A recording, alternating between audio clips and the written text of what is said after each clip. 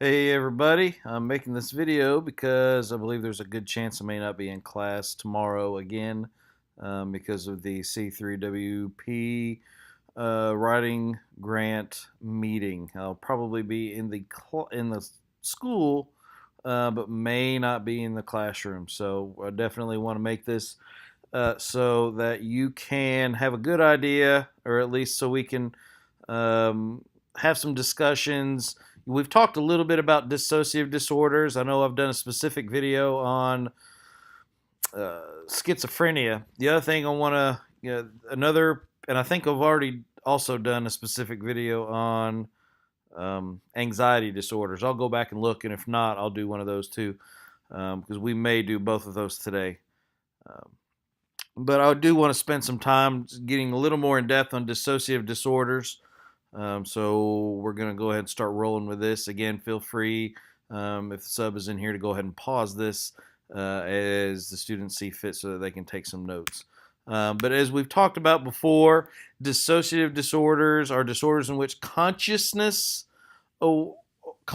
awareness becomes separated or dissociated from previous memories, thoughts, and feelings. So memories are a big part of this. Um, and you're going to kind of see why in a moment. But memories are a big part. So the first thing we're going to talk about is actually dissociative amnesia. Of course, amnesia means forgetting. This disorder is characterized by a blocking out of critical personal information, usually of a traumatic or stressful nature. Of course, the Freudians would say this is just your consciousness bearing things in the unconsciousness. Um, Probably a bit more complicated than that, but this is a disorder. People will just forget about things about themselves that uh, tend to be associated with traumatic or stressful things. You see this a lot. You know, this is a picture of somebody around 9/11. Um, you see this a lot with some people who lived through that. Dissociative amnesia, unlike other types of amnesia, does not result from other medical trauma, things like a blow to the head. Um, we've talked about how injuries to the brain can cause amnesia. Well, with dissociative amnesia, there is no injury. There's no medical trauma that causes it, so it's a definite psychological issue. Uh,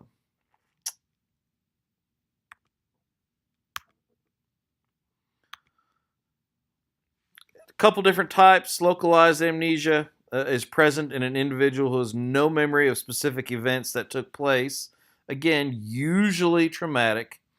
The loss of the memory is localized with a specific window of time. For example, a survivor of a car wreck who has no memory of the experience until 2 days later is experiencing localized amnesia. And I went through this when I was 7 or 8. I was in a very, very bad car accident. Um, it was bad for an 8-year-old. If looking back as an adult, it probably wasn't terrible, but as an 8-year-old, it was pretty traumatic. We were in Moorhead. We were turning left there by the, I guess, coming from downtown Moorhead on the bypass or on the connector coming towards Flemingsburg. You know where that Long John Silver's there on the left. We were turning left there. There used to be a traffic light there at that intersection, and Mom was driving. Had just been we were getting ready to go camping, and we had to do something. I can't remember what, but we had already set up the campsite. We had to come back to Moorhead maybe to get some stuff. I don't know, but for some reason we were turning left in there, and Mom turned into the path of an oncoming truck that was traveling about 55, 60 miles an hour in a 35.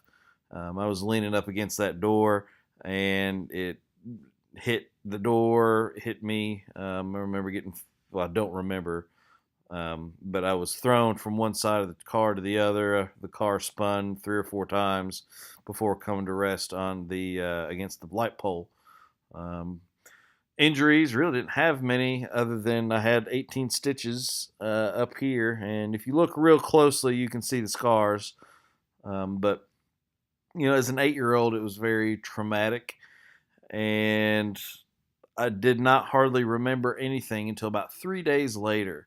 And then it all came flooding back. And I can remember seeing the grill of that truck as it kind of plowed into the side of the car, and it was scary. It was very scary.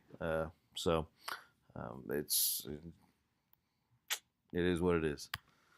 So that's localized amnesia. Uh, Selective amnesia happens when a person can recall only small parts of events that took place in a defined period of time. For example, an abuse victim may recall only some parts of a series of events around the abuse. Again, these are generally dealing with traumatic experiences.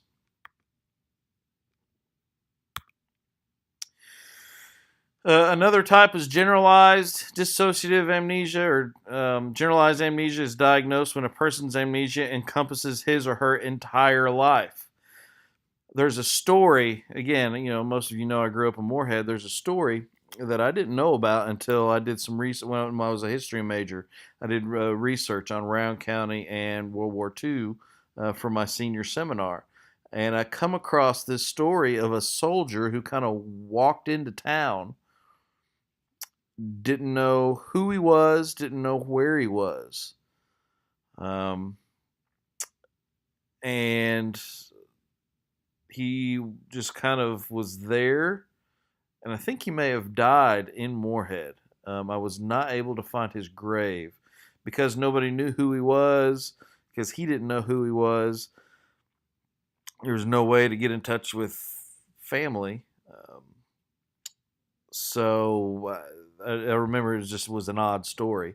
But that guy, if it's true, suffered from generalized amnesia. Basically, didn't know who he was, how he got there, anything like that. And then the last one is systematized amnesia, is categorized by a loss of memory for a specific category of information. A person with this disorder might, for example, be missing all memories about one specific family member. Again, usually dealing with trauma that deals with that family member, either watching something traumatic happen to that family member, or maybe that family member doing something traumatic to the person with the disorder. Both, I believe, can happen.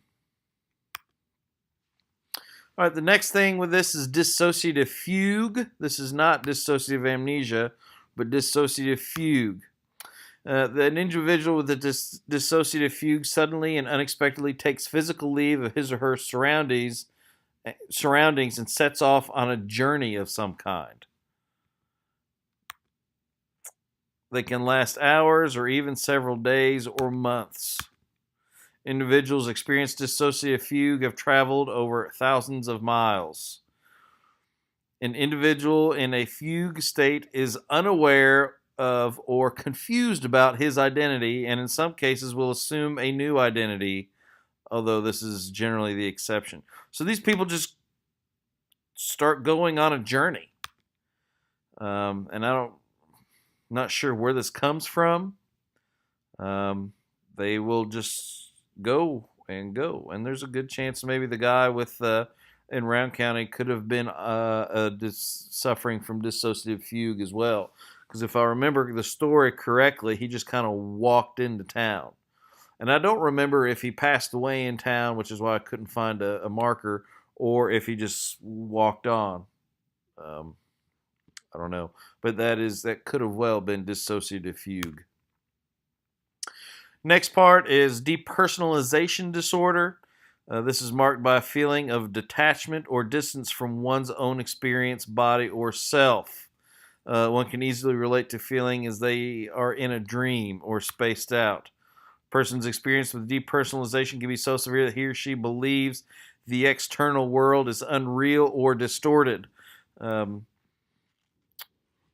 think we've all kind of maybe had the thought, the sort of the Matrix thought, where reality is not necessarily the way we perceive it, and maybe we're being tricked, as in the case of the Matrix, or something like that. But people with this depersonalization disorder take that to the next like 3 or 4 levels. They will be almost completely detached from reality, as in what's going on in front of them, or consciousness is probably a better way to put it. Because remember, consciousness is our awareness of what's going on around us. So these individuals, a lot of times you just kind of look at them and there's nothing there. And then finally, and this is usually what we identify as dissociative identity disorder. This is kind of what the pop culture tends to think about. They used to be known as um, multiple personality disorder. It's now falls into dissociative identity disorder. But essentially, this is a rare dissociative disorder in which a person exhibits two or more distinct and alternating personalities. If you've seen the movie Split, I think is what it is an example of that. It's probably not very accurate, um, but it does show at least a glimpse of what somebody with dissociative identity disorder may act like, or what it may look like. So that's the kind of more focused one on dissociative identity disorder.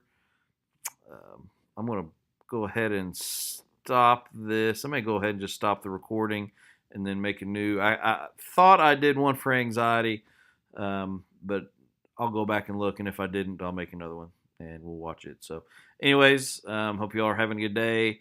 Hopefully, we won't have to watch this. Hopefully, I'll just post it maybe for next year or whatever. But if not, then I'll see you Tuesday. Peace out.